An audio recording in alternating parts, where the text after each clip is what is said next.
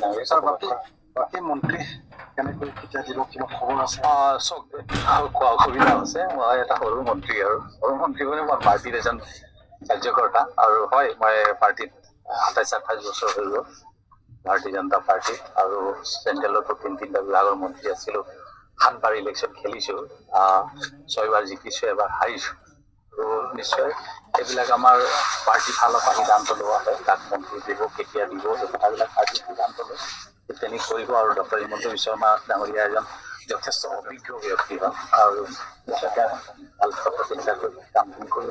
মূল্যনীতি দেখা গৈছে এতিয়া একদম সাধাৰণ বৰ্তমান হৈছে তাৰ বিপৰীতে এতিয়া বৰ্তমান আপোনালোকৰ চাহ জনগোষ্ঠী মজুৰি সেইখিনি এতিয়া পৰ্যাপ্ত নহয়, যাৰ কাৰণে মূল্যনীতি নিশ্চয় আপুনি যদি কথাখিনি গম পায়, আপুনি গম পাব ইলেকশ্যনৰ আগমুহূৰ্ততে চাহ শ্ৰমিকৰ দৰমহা বৃদ্ধি হৈছিলে ইলেকশ্যন আগতে।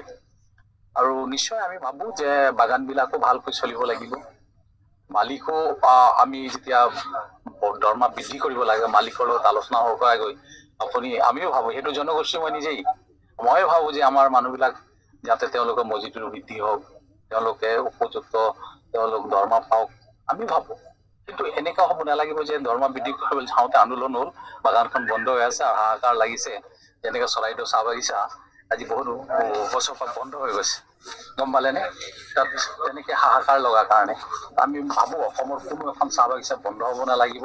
সকলো মালিক পক্ষই হওক তাৰ ইউনিয়নৰ লগত আলোচনা কৰি দৰমহাবিলাক বৃদ্ধি কৰা হয়, বৃদ্ধি হওক, এইটো আমি কামনা কৰো। মই কাৰণ সেই জনগোষ্ঠীৰে এজন, মই হ'ব পাৰো মন্ত্ৰী হৈছিলো, বিধায়ক হৈছে, এইটো বেলেগ কথা। আৰু নিশ্চয় আশা ৰাখো যে মোৰ যিটো ডিপাৰ্টমেণ্ট আছে খুব সুন্দৰভাৱে চলাবৰ কাৰণে চেষ্টা কৰিম। সকলো জাতি জনগোষ্ঠীৰো কাম কৰিব লাগিব। অকল মই কৈছো যে মই আজিৰ পৰা ২৫ বছৰ আগতেই বিধায়ক হৈছিলো ভাৰতীয় জনতা পাৰ্টি উজনি অসমত প্ৰথম বিধায়ক হৈছিলো।